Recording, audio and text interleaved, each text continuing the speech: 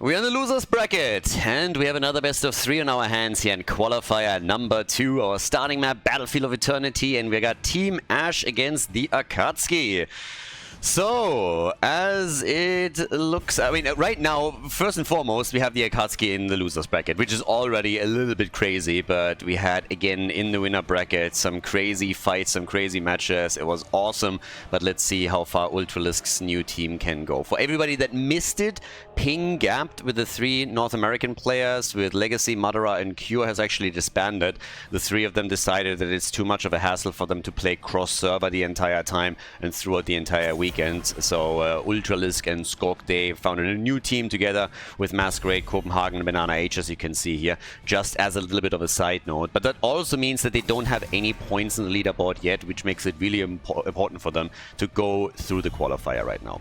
And if this is one of the first ones that you actually are catching here, this is the second qualifier for Meta Madness 8. We have $2,000 on the line, fully financed by myself this time. We don't have any major sponsor or anything, so I put up the prize money for this event. And we have 5 qualifiers in total, and then we're heading into the playoffs where the players will play for the prize money itself. Now, there's also a couple of special rules with Meta Madness. As per our usual agreement, heroes can only be played once within the series, but to spice things up a little bit more, there are pre-bans. And for the second qualifier, we have 8 pre-bans that you can see right down here. As we move through the qualifiers into qualifier number 3, 4, and 5, more heroes will progressively be banned, which means, of course, that from qualifier to qualifier, we can also expect the compositions to be more and more interesting. But that just to paint the scene a little bit for you guys as we're heading into the first match of this best of 3. And I'm excited. I want to see what the Akatsuki can pull off here. They're going up against a tough opponent too. Team Ash is a fairly experienced team, and these guys definitely have a chance to take out their opponents. It's been a bit wild. Some of the teams that I didn't really expect to do as well as they have made winner bracket attempts, nearly gone through the entire thing towards the grand final. There's obviously a couple of old favorites that will always perform quite well here, but then you look over to the team around Ultralisk and you immediately realize, well, these guys are currently in the losers bracket in one of the earlier rounds, so didn't really go their way now, did it? Rhaegar's a first pick. Obviously, with Ultralisk on the red team, the first thing that happened is that some of his picks are being targeted, and first and foremost, that means that Maiev has been eliminated, so she's now gone. But we get Muradin for Masquerade, and we have now Sylvanas, at least currently played by Skok. Yeah, with Battlefield, we have a pretty aggressive map starting up as well. I mean, this is a best of 3 series. Now, again, as a quick reminder, once that we're hitting the grand final itself, that's going to be a best of 5. And the starting map for the qualifier grand finals is actually predetermined. And in the second qualifier, it will be Blackheart Space. So, a little bit of a twist there. Players are very excited about it, I can already tell you. In fact, they've been saying like, dude, why do you make us play these maps? And I was like, nobody likes these. And I was like, you should see my chat. And they're like, oh, of course your chat likes them, because they only have to watch, they don't have to play it. And I was just like, yep, that's pretty much sums it up right there. So players, they would love to play just some more normal maps, but again, this is still Meta Madness, and of course there's always a little bit of a twist to it too. So, let's see how things develop today. Can the Akatsuki make it through to the next round? Maybe even all the way to the grand final. We currently got Lopaka with Liming, and we have an Ubarak. Pretty solid opening here. A little bit of poke with Liming against the Immortal. He can always throw out, of course.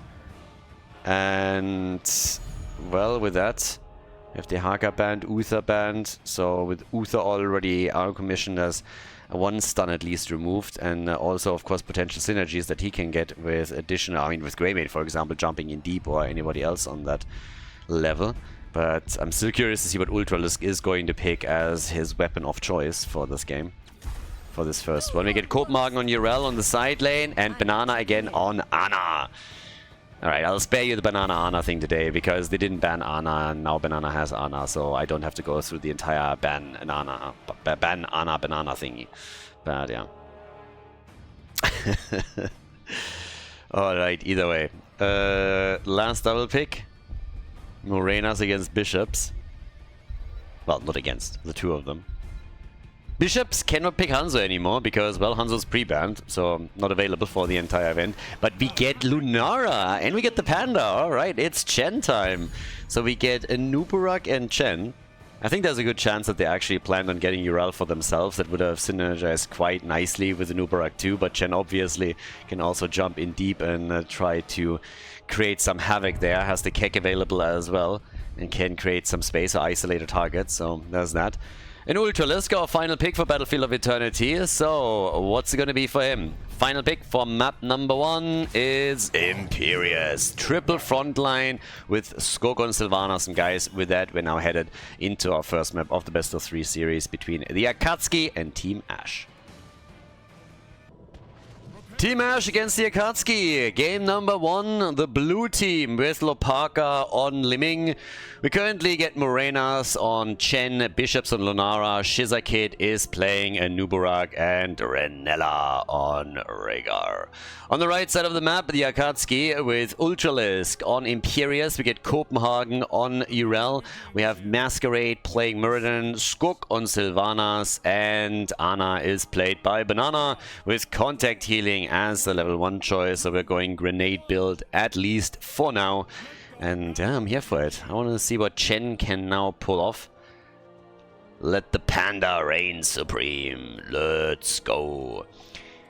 Actually watched Kung Fu Panda the other day again. I watched the third part now. I gotta admit that the third part was in my eyes better than the second. I always loved Kung Fu Panda. Kung Fu Panda is just amazing. It is funny, it is lighthearted, and I love the original. When you focus on your Kung Fu, you suck. Absolutely love it. No, but seriously, I always dodged the third one and I didn't watch it for some reason. Mostly, I think, because the second one, I don't want to say it was a letdown, but it was nowhere near as strong as the first, which obviously makes perfect sense. But I gotta admit that the third one was again very funny, so I thoroughly enjoyed it.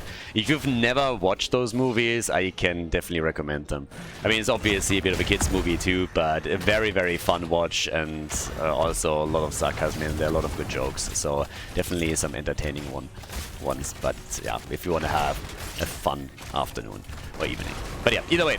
By now, we're looking for a bit of Heroes of the Storm action, and let's see what they can actually do here. Camps are, of course, already getting attacked, but both of the teams seem to be eager to fight it out over the Khaldor camp. Wuli Ming with some nice damage, and Skog, I don't think he wanted to go there. 2 heroes already down, so it's a quick double kill, and then Ultralisk dies as well. So he is gone, Ultra dead indeed, and that is 3 kills to 0. Not looking too good for the Akatsuki over here. That was something that they probably didn't anticipate like this. So, yeah, as you can tell, initially everything went well, then the Nubarak jumps in, Skog kind of misses this a bit, tries to dodge the stun, but jumps straight to his death, and the entire team falls apart here, with Ultralisk dying last, but it's still 3 kills to 0, a camp taken, a wall destroyed, and that is, of course, a pretty brutal start for the Akatsuki here. So, yeah, it's gonna be a bit tricky. There's a half-level lead, lost the wall, maybe a bit of a wake-up call for them too. The call to get another cup of coffee. I had one just before I started all of this. I mean, honestly, without coffee, just absolutely, yeah, no thank you. So for them, I would assume that they went for a bit of a warm-up here too, but if they didn't, then that might have just woken them up enough so that they can proceed towards the first objective. Because there is now a solid lead in experience for the blue team. And they're, as usual, very aggressive around all of this, which Ultralisk in particular is experiencing firsthand here. He's not going to make it. Spoiler alert, but he's dead. So that's bad timing for him to die a second time. Ultralisk is gone just as the Immortal is coming up. And that is bad news. Not only is the experience gap now widened, but in addition to that, we also have them with a 5 versus 4, at least initially. Now, of course, with the death timers as low as they are at the 3-minute mark, he is already back on the map, but it doesn't change the fact that they are trailing behind a bit on every possible account. So with an early level 7 potentially even kicking in for them, this could become an unmitigated disaster for the Akatsuki here. And I remember them a little bit tougher than that. So yeah, where is Madara when you need him, you know? So where are all of those Uchihas when you are in need of a powerhouse? Apparently nowhere to be found for now. We got with level 4 also the Sledgehammer, we got Possession, and it is a race which the red team is not going to win here. Now they're chunking down the immortal hit points quite a bit, but there's still 5,000 remaining that will now be converted into a shield. So it's gonna look a little bit tough for them. That fort at the bottom of the map has already lost half of its HP. Up at the top now, we have at the same time still the immortal push happening, and even in the middle they're still fighting. They haven't even gone to the side to try and protect this. Instead, we're seeing them battle it out down here. And this is a fight that the red team should probably not really take, because any moment now level 7 is gonna hit. Then they kill Ming. Not even that's happening. And the Immortal is already dishing out damage up at the top. So as long as they can keep them down here at the bottom, the Immortal can just hammer away. And as you can tell, we have them now with level 7, still 4 kills to 0. They're diving down at the bottom of the map onto that fort, as at the top at least the wall is going to get destroyed. Generally speaking, the defense is fairly alright. So they didn't lose nearly as much as I expected. I gotta admit, that looks way better than I thought it would. I thought there's a good chance that they're gonna lose a fort now. With the talent advantage, at least initially, this looked a lot more devastating than it actually was. So nicely done. Good defense. Immortal didn't really help them too much, and now there's a kill. Bambi is down. Nicely done. So no more hoppity hop here for the blue team for a couple more seconds. Chen, on the other hand, is starting to do damage up at the top side and is trying to take down some of the hit points of the fort. But all in all, the Akatsuki fighting back. I mean, look at experience now. They're actually drawing even with them again. That's kind of impressive. Yeah, this could have been way worse for the red team, but now they are fighting back with Sylvanas at the front, assisted with the camp and the rest of the team. They're breaking through the bottom wall and take this down without any trouble whatsoever. So nicely done. They're bringing this back. They got a kill, they got a camp, and that helped them to take the wall down. Now they're also starting to go for Chen a bit, but this is looking much, much better than I thought it would after the initial few fights that we saw there. So good for them. Banana missing the sleep dart there, but they're not missing Chen. He's trying to get away here, but Chen is gone. Chen is eliminated. And, well, with that, we're now looking at level 9 for both of the teams already. And, of course, everybody is starting now to chase Nuburok here for just a second, as he was a bit too far out. But, yeah, Team Ash is, I don't want to say in trouble, but they're definitely starting to lose the momentum that they built up earlier. And now that they also struggle slightly with positioning, unless they can get a kill, they will likely fall behind by 50% on the Immortal. So, yeah, this is a good start. Good start for the Akatsuki into objective number 2. They still suffer some extra structural damage down at the bottom of the map, with the fort being at 50% HP. But generally speaking, there's a big opportunity for the red team now to start and bring this around. So, top side, that's where we currently have Morena sitting tight, trying to get some extra experience. They're obviously close to level 10, so if they get those heroic abilities a bit sooner, it might help them with the Immortal after all. But the red team is kind of doing the same thing. And it's Ultralisk at the top lane now with Imperius that's trying to get them the additional talent. And level 10 is there, a little bit faster even for the Akatsuki, which immediately triggers an attack by them as they're trying to come in here. Very nice jukes by Shizakit, by the way. First dodging out on Mirrodin Stormbolt, and then Imperius Lunge. All of the stuns go into that space. Just zoning stuns, if anything. Nubura could have died there for sure, but that was well played by him. Mirrodin jumping out now. So they go for the battle, and the Keck is over, and immediately the Ancestral has to be used before the kill comes in. Well played here. The Akatsuki with great target fire, but the blue team with a well-placed Ancestral that kept Chen alive and made sure that they wouldn't die on this one. So, with that, what we now have is a fairly even game, but on the objective, the red team still maintains a small lead. And if they can get the Immortal here, they might be able to turn things around a bit. So they've definitely recovered from the earlier scare at the 3-minute mark. Now Urel jumping in a bit deep again, trying to see, of course, if they can maybe get the halftime show, and indeed they can. So the 50% are already gone. 4 kills to 2. And now it's time to just try and chase this one on. But they're going for defense, so the Akatsuki are actually trying to defend here. They're trying to look for a kill and give an opportunity to their opponents to poke the Immortal down slowly. Nubarak again in trouble and gets out here. They try to jump on Ultralisk. Chen needs to be super careful with that though. He has the keg and might have to use it. Does that immediately. So ult's already being used, but they are losing the advantage that they've been building up the entire time. Lopaka with Liming has been firing out one combo after another, and Lunara was there as well. So unless there's a kill happening now, this could actually backfire against the Akatsuki. First we have the Cocoon out, now they go for Nubarak again. Shizakid about to get out, ult on Urel. They still want the Nubarak, the Pew Pew is happening, and now this kill with Sylvanas. Ana, Banana with Ana in the back, still keeping everybody alive with the exception of Sylvanas. She died to the camp as is after she initially got the kill on a Nubarak. So it is really a blow for blow now between the two teams here. But we have the blue team again a bit faster at the Immortal in an attempt to now win the second objective. And they are looking better and better here. Combo after combo from Liming, hit after hit from Lulnara. And they are going to get this one. Very likely. There's even pressure at the fort at the bottom of the map, and now Chen is also isolating Ultralisk with Imperius, and that's a kill. Bitten by Rega and wrecked. And that is another objective for Team Ash. What a cool game. What a cool first game, honestly. Initially the lead for the blue team, then they were brought back by the Akatsuki with a solid defense and some kills. And then during the objective, an initially established lead by the Akatsuki gets completely denied and negated by Team Ash as they are starting to pick up some kills. They have pressure applying now at the bottom of the map, and they turn the entire objective around and win themselves a second Immortal that they can now use to take another fort apart. They've played this exceptionally well here, and this is a cool game. Cool first game between the teams here. Absolutely love this. 6 kills to 3. Chen still down at the bottom of the map. Bit of a trap, stun into stun. That should be a kill. And it is. A Nubarak finally gone. Finally they're able to take him down. It took them long enough to get another Nubarak kill, but the spell seems to be broken. They were able to take him down twice now. We have both of them nearly on level 13.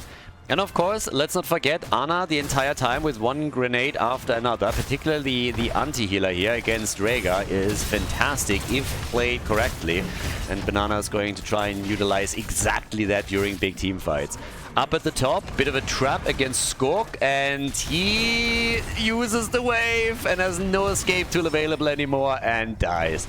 That was all that they were waiting for him to use the wave here, so he didn't have an escape left, and then they came in and took him down. 1 fort destroyed, Sylvanas again killed, and that is now 7 kills against 4 in total. We have level 13 talents for both of them now. It's a wild one.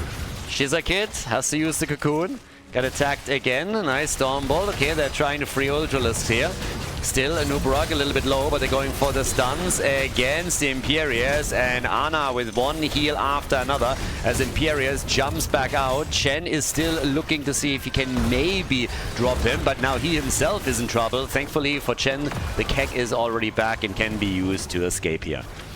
Always reminds me a little bit of Capybara during the recent Korean tournament, where he played Chain main tank over and over again, especially on this map, and played it absolutely perfectly with one keg play after another just to get the opponent out of the fight, just to save himself. Did not shy away from using that cooldown when he was available and made so many plays to help his team dominate that battle. And now we see Morena's doing something similar as the side laner. Top side, still a camp. Obviously, red team is still looking for fights, looking for some action here, but they also need to eventually send somebody up towards the top to make sure that this lane is not going to result in them losing a keep early on in this game. 7 kills to 4, level 14, and the poke continues at the bottom fort as the blue team is hoping to take another structure down. Masquerade gets kicked into the wall again. Yeah, and a good Ancestral to keep the blue team in play as they're going for the Panda, and this might just be the end of Morena's. He jumps back out, but it is a bit too much for him to handle. So Chen gets destroyed again, and the top fort is still in trouble. Yeah, they need to send somebody there, and they need to do it quickly. Imperius seems to be the one hearthing back now, and will have to deal with it, but the fort is already losing hit points.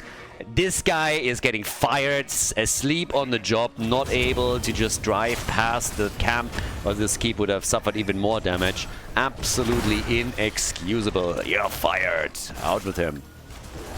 But yeah, with this 15 to 15, 7 kills to 5. The camp still left at the top, or at least the remainder of the camp, so this keep is going to take some more damage. Blue team has lost half of the HP on their own immortal though, so there's finally an opportunity for the Akatsuki to get an objective. Now, maybe not a big one, they still gotta poke away at this, but yeah. They seem to be looking for level 16, honestly, now that I look at that. They have a slight lead in experience, and with Urel now moving in, they have access to minions. With those two lanes at the top, Copenhagen can go now for an additional wave, and the blue team just simply doesn't have that. They've taken their own camp, as did the Akatsuki, so now at the bottom of the map, Team Ash is a bit dominant and might be able to take down that fort. But in experience, the red team is going to get level 16 first. There's just no denying that. So here it is. Tiny window, but that's all that you need sometimes. Let's see if they can put it to good use. Seems like instead of just going all YOLO on the opponent, they are instead trying to take down the Bruiser camp at the bottom, and the Shamans are about to be taken out. But that of course gives Team Ash a bit of time to catch up, and Lunara is doing exactly that at the top lane now. 16 on both sides. Still the attack at the blue team's Immortal. They get some damage in. Debilitation by Shizakid. Still not a fan of this one, especially in this case right now, so I'm not quite sure what the thought process behind that is. Epicenter way better in that situation in my eyes. Not quite sure who's trying to stop here. I mean, there was sometimes the argument to be made that, for example, Debilitation can be nice against Diablo because he has so much sustain and can be so powerful, but if you shut that down with Debilitation, then you can really try and make a play for him. But in this case, I honestly don't really see it why you would go for that. I mean, either way, they're trying to play this one out now, but they lose Rega. Rega destroyed, Shizakid on the run, and this Immortal is gonna go to the Akatsuki. They're gonna get it. They're looking even for some additional kills, and they might be able to take Chen down. Indeed, they are. Chen destroyed, 7 kills to 7, and the Akatsuki, they finally found the Jutsu and are now moving in towards the top lane with a first big push that could potentially take a fort down. I mean, we're 16 minutes into the game already, so you would expect that this bad boy is starting to hurt. 39,000 damage for Sylvanas, 61,000 for Lunara. A lot of stats padding going on here, apparently. Masquerade flanking in, looking for a Storm Bolt that doesn't hit, unfortunately, for him. But yeah, this fort is gone, and that helps them to catch up in structure damage very quickly. So, job well done. Moving through in an attempt to take the first keep down. And they got a chance to do that. There's still a bit of a shield remaining on the Immortal, so breaking through the wall should be super easy. That should be a breeze. But can they also get some structure damage on the keep itself? And I guess the answer is 100% yes. The question is just how much. Bit of a jump into the backline. Apparently Murden gets attacked here. On the other hand, now Shizakid might be in a bit of trouble. Masquerade pops the avatar. Talking about popping things. And Nubura gets popped, and this is not looking good for that keep at all. If they lose more heroes here, they might even lose more than the keep itself. That core could honestly take damage. So if they are able to get more kills, there's definitely a chance to end the game now. It's a 5 versus 4 already as is. The Immortal is dropping a bit low, but with everybody still in play, Chen is being chased by Murden at the bottom of the map and dies. So now it's only 3 defenders left. And yep, with all of these kills, it should be easy for them to end the game. Immortal or no Immortal, 30% are remaining, and that's just not enough. This is a game, this is it. Sylvana's gone, Anna gone, but they're still able to finish what they started. A lead in the series for the Akatsuki as they take the victory on Battlefield of Eternity. GG. Alright guys, we're jumping into the next match in just a second, but before we do that, you might be familiar with Holzcan, one of the sponsors that we have on the channel. Been working with them now for a couple of months and I'm a huge fan of their products. Now, you have some absolutely insane discounts currently on their website. Usually we already have a 15% discount, now they're going way beyond that, and you guys should definitely take advantage of that. Always assuming, of course, that you want to get either something for yourself or a loved one, or just are looking for additional Christmas presents. The cool thing is also that you're actually supporting the channel directly by just simply clicking the link in the description. So that's essentially all that you got to do there. And as I've already spoken about multiple times in the past, absolutely love their designs. I have multiple watches from them by now myself. I want a pair of sunglasses, shopped for those online too, which I usually really never do. But again, if you haven't checked them out, click the link in the description. It supports the stream, so even just taking the 2-3 seconds to click the link is already helpful. But as I said, I love their stuff, and if you haven't gotten all your Christmas presents yet, you should definitely take a look, because now with Black Friday and also Christmas, they have a few weeks where there are just incredible discounts and really good things if you haven't gotten anything for yourself yet. So with that, thank you very much, and we're going to jump into the next match. Alright, Infernal Shrines. So we got the second map up. The Akatsuki were able to win it. Was a really nice first map, a lot of back and forth. And now we have Infernal Shrines as map number 2 in this series. Now obviously again, the 8 heroes you can see down here cannot be played. They won't be able to be played again in the tournament. And we have the 10 heroes of the first map that you can't pick anymore either. So with that, 18 heroes are currently out. And it should be interesting to see what exactly is gonna happen now. I mean, it's only game number 2, but there's already some limitations. We are in Infernal Shrines, and time will tell if we're getting some interesting picks already. Personally, I gotta admit, I doubt it a bit. So you can still build some very normal and strong compositions in game number 2. When we're talking game number 3, or then maybe grand finals, you know, 4 or 5, if it comes to that, then things get a lot more interesting here. But still, I would assume that both of the teams can walk away with some fairly strong comps here. Particularly considering that there's also still Maiev up. So what I'm currently thinking is that either Maiev gets banned again, or that Team Ash is actually thinking about picking her first for bishops. That's also an option. That's probably what I would expect here, but well, if bishops doesn't want to play Maiev, or if they don't want to pick her first, then I guess she might be banned now. So yeah, first pick, first ban taken by Team Ash, map therefore chosen by the Akatsuki. And here comes a Tracer, so now it's the Akatsuki that have to decide whether or not they want to ban out Maiev, if they're okay just letting her go, or how they're going to try and play this one now. But yeah, should be interesting to say the least.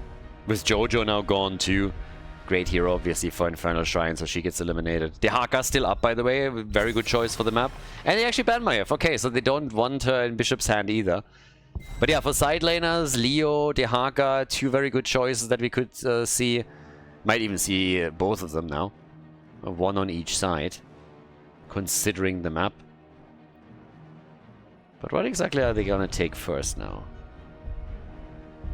Chromie is also still up, so if you're trying to Chromie, Junkrat, 2 more heroes that are really solid for the map too.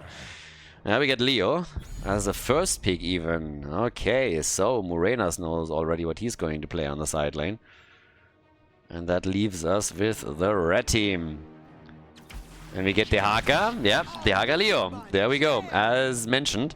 And we get Lucio. So after Ana was played in game number 1, we're relying more and more on the Overwatch characters with this. So we get Lucio immediately. But yeah, let's have a look at how the blue team responds now. Because again, at the end of the day, they need to try and win now 2 in a row. Keep in mind, we're in the losers bracket actually. So that means that whichever team loses is actually out of the tournament. If you want to get more points for the leaderboard, if you want to have a better chance to qualify for the playoffs, you need to try to make it at least a few more rounds in the lower bracket. And yeah, this is going to be a bit dicey now. Stukov and Cassia, they both get locked in.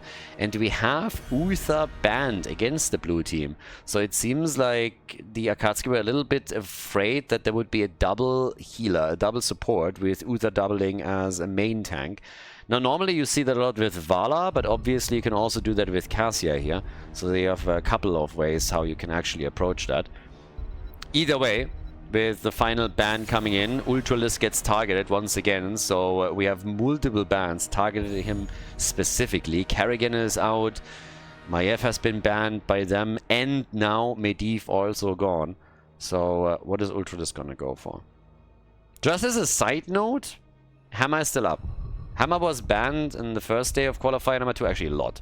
So if you wanted to go for a Hammer composition, you could still do that. Both of the teams here. But our picks are Chromie and Garrosh. Alright, so Chrome's in house, Garrosh together with that, with Lucio to speed him up a bit. And now more so the question, what exactly the main tank is going to be for Team Ash. What are they going to go for? And also what is Bishop's going to play? Because a lot of the heroes that I would have expected from Bishops are now gone too. Now he's been playing a lot of Falstad as well. He could play that here if they are in need of a global. And he needs some, or they want something that can mirror Dehaka. But they go for Junkrat, another hero I mentioned earlier, and Shizakid with Tyrael. Okay, that brings us to Infernal Shrines. Map number 2, match point number 1 for the Akatsuki. Final pick for Ultralisk. He needs to tie the draft together a bit. We could still see another melee by him. We've seen it already on the first map that they went triple melee here.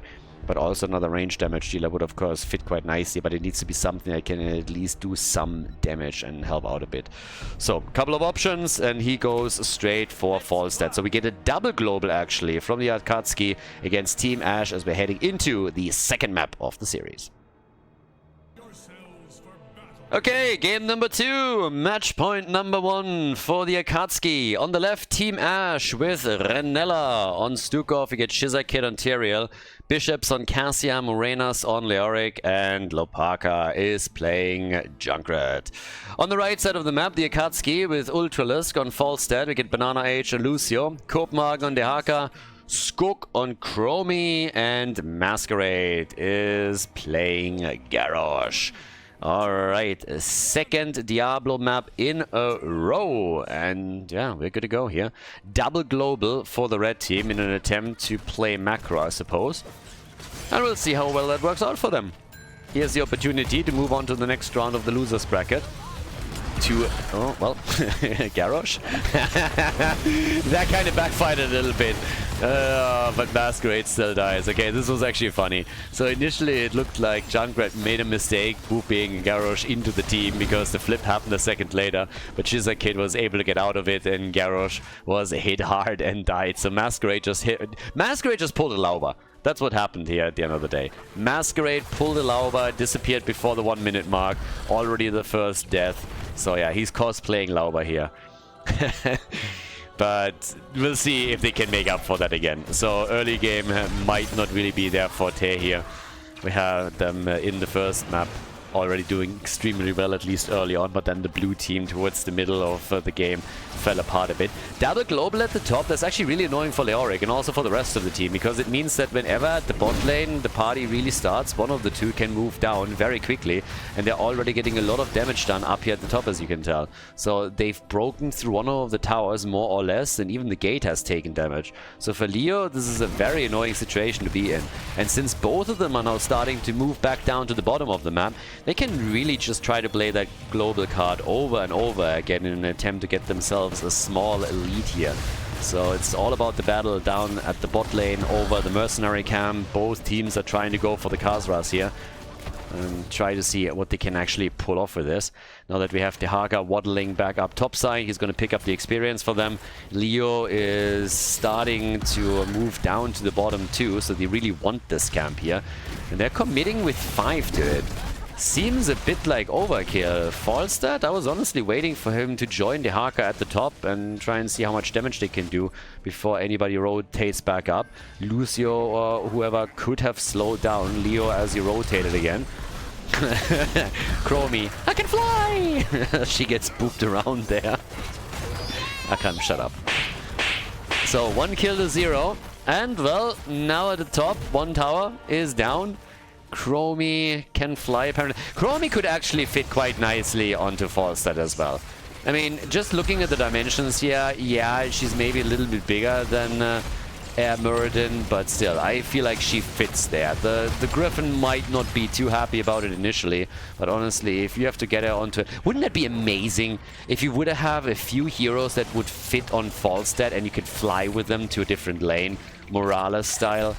That would actually be real awesome. Murky, for example, would be a good one. He can simply hold on. We could have Gnomi. And I don't know who else. Like, who else do we have that's like super small? I mean, I guess Abathar, but the problem is Abathar can pull his global anyways. But it would be pretty... that's actually kind of interesting. Make it happen. We need some hero synergies. So all of a sudden you have some synergies between heroes where you have full globals for them. That's actually pretty cool. I have so many good ideas. But yeah, Blizzard just doesn't listen. Kind of unfortunate. Either way, but just imagine the fish holding on to the bird, you know, and just like, whee! Just flying on the other side of the map. Or Chromie, like she's small enough. She doesn't weigh anything. So, yeah, that would totally work. Muradin doesn't work. We already talked about this. He's a little bit too chubby, so yeah, he weighs too much. The Griffin just looks at him. He is just like, not happening. But yeah, it seems like the blue team is going to walk away with the first Punisher here, so good for them. They come in right away through the mid lane with a frozen Punisher. So the bait over the wall is actually really important now. That gate, then again, is already about to be destroyed, so they could follow up on quite a lot here. But the blue team isn't even really trying to push, as you can see. They already have Leo at the top. They have Junkrat down at the bottom of the map, so there's no much more that's happening here. Cassia goes down, yeah, Chromie gets attacked here for a second. It's a kill for a kill now. First objective, didn't really fight too hard for it, but it still does some damage. So the fort slightly attacked. Experience still fairly the same. Surge of light after the plate of the whale. And yeah, Dehaka still sitting all the way up at the top, went into the feeding frenzy here, as the teams are starting to also now go for their camps. So we have the Shaman camp taken. Interestingly enough, both teams shied away from the Shaman camp as we headed into the first objective. But yeah, Renella just double-checking everything here, making sure that nobody is sitting in the bush. It's a bit of a slower start into game number 2, and for good reason, of course. It's match point for the red team, so they are very hopeful that they can finish this with the 2-0, and for Team Ash, they don't want to make early game mistakes, because this would be the end of their tournament. Yeah. Bit closer to level 10, though, for the Akatsuki. So they're a little bit closer there. Top side, yeah, they went for Leo. But this tag team of globals is really starting to become a big problem, particularly now that they also have that camp. And uh-oh, that's a lick and that's a kill. Oh boy, that is gonna hurt. They are heavily pushing for this now. Down at the bottom of the map with level 10 in the hands of the Akatsuki. Falstad can fly down and can force that fight. Where's that gust when you need it?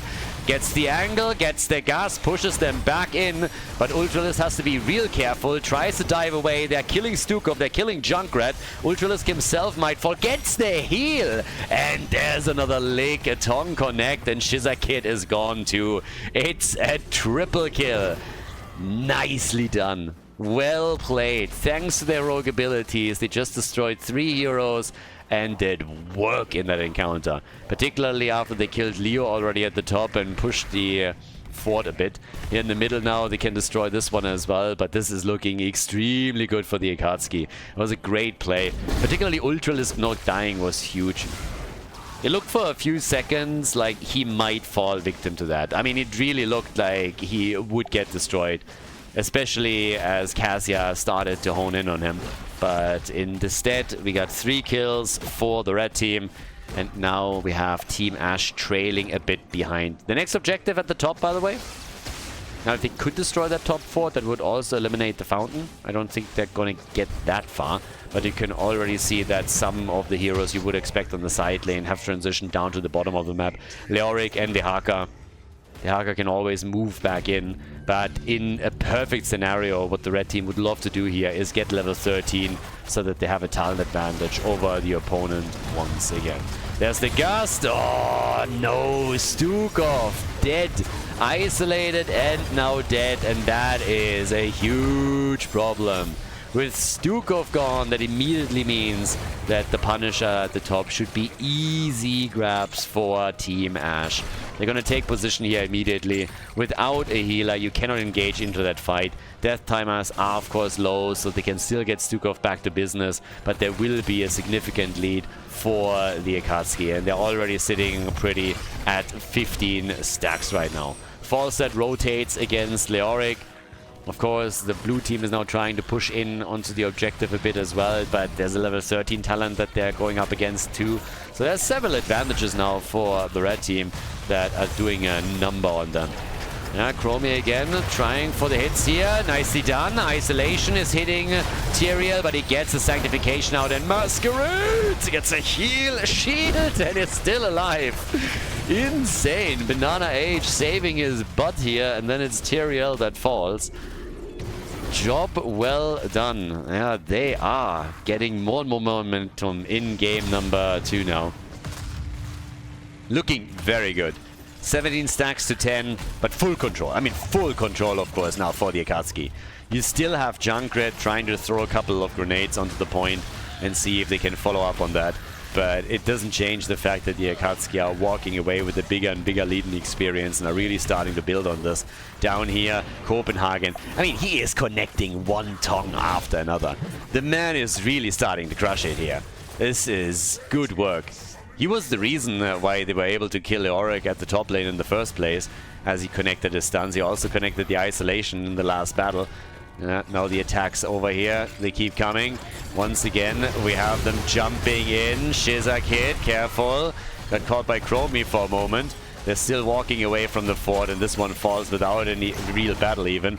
Big shove coming in from Stukov that he had to abort here, but the fort is gone.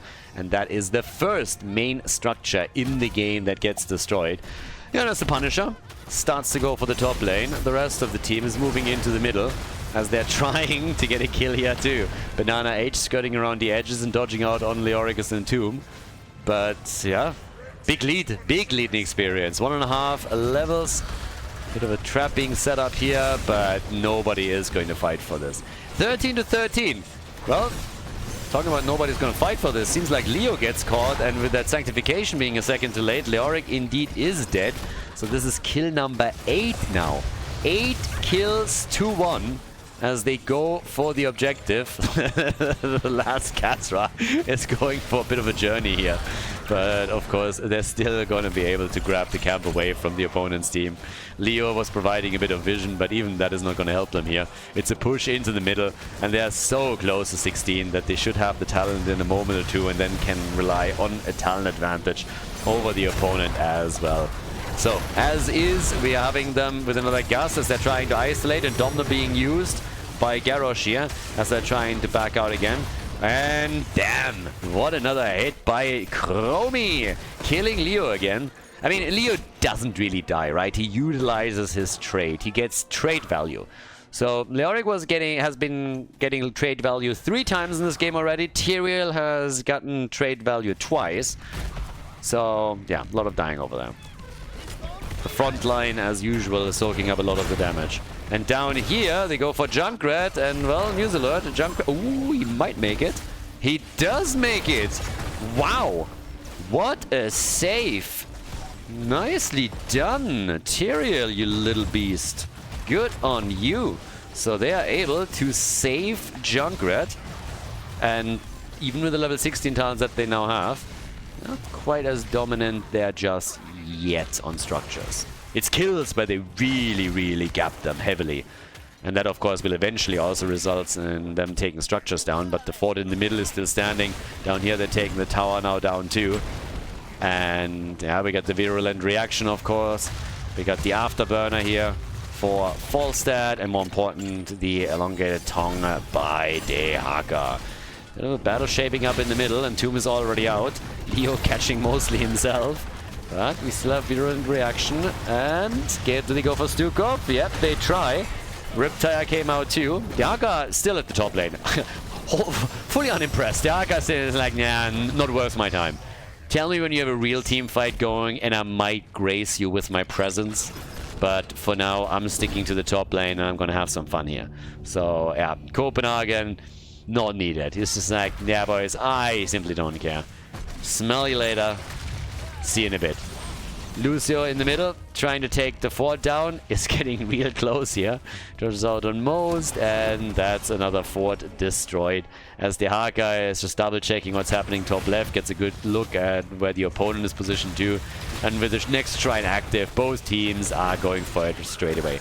Because this is one of the few opportunities for the blue team to turn the game around. They have level 16, they're still behind by 2 levels, but with even talents, that is a fight opportunity that they should not pass up upon. Early sanctification had to be used now to save Leoric on the other hand, so they couldn't get the kill and had to be careful that they're not even losing more heroes. And Chromie is just dominating these choke points now. She gets mad damage in and that helps them to kill Tyrael. Explosion! But he doesn't get the trade kill. Oh, Bishops also low. They're saving Garrosh again and Tehaka, both of them low. But it's a 5 versus 4, and as long as there's no kill for Team Ash, it's a problem, because there's a fountain in the middle of the map for the red team, and the Akatsuki comes straight in to use it, regenerate some hit points and mana, and come in to try and take Leoric down. That should be an easy kill for them. 30 stacks for the blue team, 14 for their opponents, so still a chance for the blue team to somehow lock this one in, but I think I think that chance is slowly starting to disappear here. Even with Chromie dying to Junkrat, I don't think they have a chance. Yeah, this is Stukov gone, and now they can catch up quickly. Cassia is of course trying to get close enough to get those remaining 7 stacks they need to get the objective, but it's not happening, and instead what we're seeing is Cassia getting killed. Tyrael is coming in, and he is dead as well. Even with the explosion, he's not going to get enough. He was like, he didn't get a single stack. I guess they were really hoping that with the Tyrael explosion, they could pick it up, but they couldn't, and now it's 15 kills against 2. 15 kills against 2. And that, of course, is a big push for the middle keep now. Particularly since they will have level 20 for the attack, or at least they should. They still have 2 minion waves in the middle that they can easily take. They have the Haka already up at the top. Foresight has moved down to the bottom of the map. And there it is, the Storm Talons for the red team. So they got the epic mount for Falstad. I love this talent. I love when Falstad players pick that talent, and it's all about utility and all about them trying to just hop across the map within seconds. So this should be quite a bit of fun. Not so much for the blue team, who's now missing out on another Entomb, but yeah, life's hard. So right now we are looking at the first keep that is about to get destroyed. Blue team is doing what they can, but this is going to be a bit tricky. Life is hard. Buy a helmet. Particularly Cassia needs one if she gets licked by the Haka again, but it's Leo that dies first. Well, scratch that. Shortly after, Cassia gets caught and she goes down too. The same is true for Tyrael, so now we have 18 kills to 2. Another quick hit is happening, and this is most likely not even going to be keep alone. They're going to go for core here too. So they try to pull ahead in this loser bracket.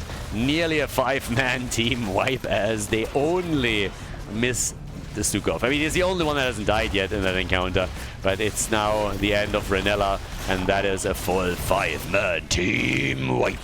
And it's going to be the end of the game. Nicely done, the Akatsuki with a 2-0 victory over Team Ash, as Team Ash gets eliminated from the second qualifier for Meta Madness, and the Akatsuki move on to the next round of the losers bracket. Leo dying again, and that marks the end of game number 2. GG, well played, victory on Infernal Shrines for the Akatsuki.